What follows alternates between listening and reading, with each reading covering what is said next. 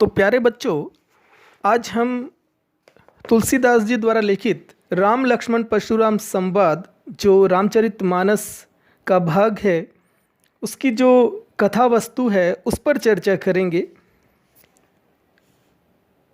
राम लक्ष्मण परशुराम संवाद जो है वह रामचरितमानस के बालकांड से लिया गया है। रामचरितमानस के बालकांड से लिया गया है। होता ये है कि परशुराम जी जो है वो शिव के अनन्य भक्त थे।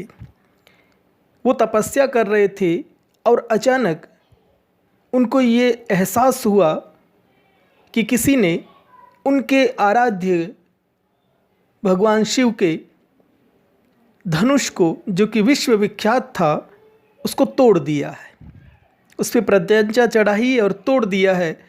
तो वो बड़े क्रोधित होते हैं और उस सभा में आते हैं जहाँ पर राजा जनक की सभा है और जहाँ पर सीता स्वयंवर चल रहा है। बहुत सारे राजा महाराजा वहाँ पर इकट्ठे हुए हैं।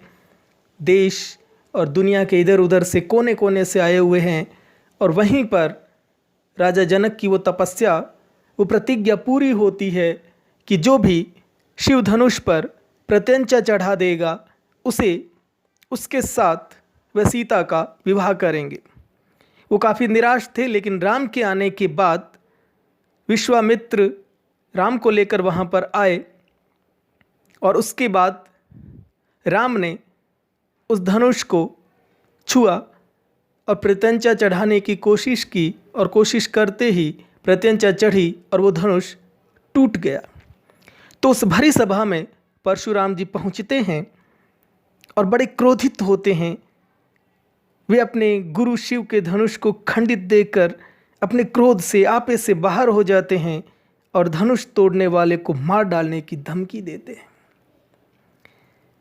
जो प्रथम चौपाई है उसमें श्री राम विनम्र वचन कहकर परशुराम जी को शांत करने का प्रयास करते हैं।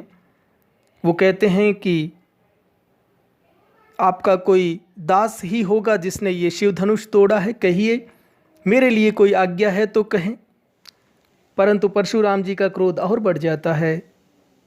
तब लक्ष्मण तरह तरह के व्यंग्य करते हैं कि हमने तो बचपन में ऐसे ऐसे कितने ही धनुष तोड़ डाले, आपने कभी क्रोध नहीं किया, इस बात पे इतना क्रोध क्यों, इस पुराने धनुष के टूट जाने पर। तब परशुराम जी बहुत क्रोध करते और उनका क्रोध भड़क जाता है और लक्ष्मण को मारने की धमकी दे देते हैं। लेकिन लक्ष्मण व्यंग्य करने से बाज नहीं आते। जो दूसरी चौपाई है उसमें लक्ष्मण फिर उत्तर देते हैं कि हे मुनिवर, हमारी दृष्टि में तो सभी धनुष एक समान है। श्री राम ने इस धनुष को बस नया समझकर छुआ ही था तो ये तो टूट गया, आप क्रोध न करें। इतना कहने पर परशुराम जी का क्रोध और बढ़ जाता है और वो फरसा दिखाते हुए धरती को क्षत्रियों से रहित करने की अपनी आत्मश्लाघा, जो प्रशंसा है, उसको दोहराते हैं और कहते हैं, तू क्या है, मैंने कितनी बार इस धरती को क्षत्रियों से विरक्त कर दिया, रहित कर दिया। लक्ष्मण फिर व्यंग्य करते हैं और तीसरी चौपाई में लक्ष्मण कहते हैं, आहा हा हा, वाह मुनिवर, आप तो फूंक मारकर पहाड़ को उड़ाने वाले महावीर हैं। मैं भी कोई ऐसा बालक नहीं हूँ जो तुम्हारी इस तर्जनी को देखकर डर जाऊँ। हाँ, ब्राह्मण, हरिजन और गाय पर हम हथियार नहीं उठाते, इसलिए आपके कठोर वचनों की ओर मैं ध्यान नहीं दे रहा हूँ, क्योंकि आप गुरु हैं और मैं आप पर हथियार नहीं उठा रहा हूँ। इस प्रकार लक्ष्मण और परशुराम जी के बीच ये संवाद चलते रहते हैं। लक्ष्मण व्यंग्य पर व्यंग्य करते रहते हैं और परशुराम जी का क्रोध बढ़ता जाता है। वो धमकियों पर धमकियाँ देते जाते हैं। चौथी चौपाई में परशुराम जी ने विश्वामित्र से कहा कि ये बालक, जब वो लक्ष्मण नहीं मान रहे थे तो उन्होंने कहा कि विश्वामित्र, आप समझाओ, ये बालक जो है मरने योग्य, मारने की योग्य, वध करने की योग्य, इसकी हत्या कर देना ही उचित है, इसे रोक लो, वरना मैं इसे क्षण भर में मार डालूंगा।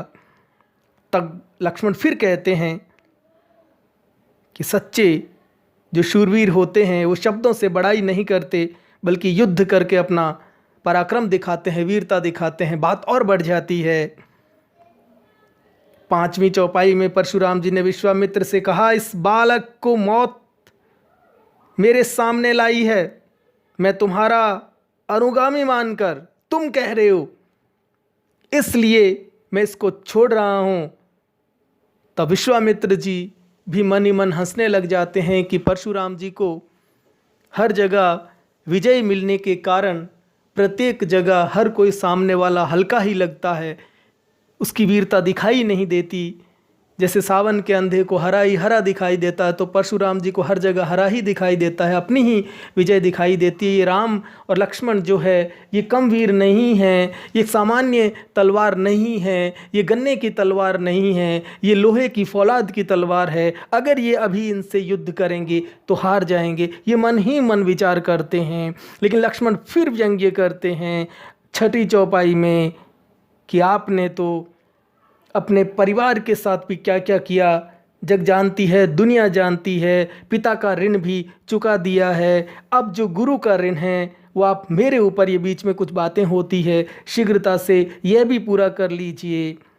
आप तो घर में ही वीर हैं, सच्चे वीरों से आपका कभी पाला नहीं पड़ा। लक्ष्मण उनके क्रोध को और बढ़ाते हैं। तब क्रोध के आवेश में आए परशुराम को श्री राम ने अपने शीतल वचनों से शांत करने का प्रयास किया और लक्ष्मण को भी शांत करवाया, और वहाँ पर इस प्रकार ये प्रसंग चला और परशुराम जी का क्रोध शांत हो गया। तो ये जो 6 चौपाइयाँ हैं, दोहा चौपाई है, इनको हम पढ़ेंगे और इनमें देखते हैं कि किस प्रकार लक्ष्मण और परशुराम जी के बीच में संवाद के रूप में लक्ष्मण द्वारा व्यंग्य बाण छोड़े जाते हैं, कटाक्ष किए जाते हैं, और परशुराम जी बार बार क्रोध करते हैं, मारने को उतावले हो जाते हैं, फरसा दिखाते हैं, अपनी वीरता दिखाते हैं, अपनी बड़ाई करते हैं कि मैंने ये किया वो किया। तो इस प्रकार ये 6 चौपाइयाँ चलेगी, बेहद सुंदर है। तो इसके बारे में हम अध्ययन करेंगे। धन्यवाद।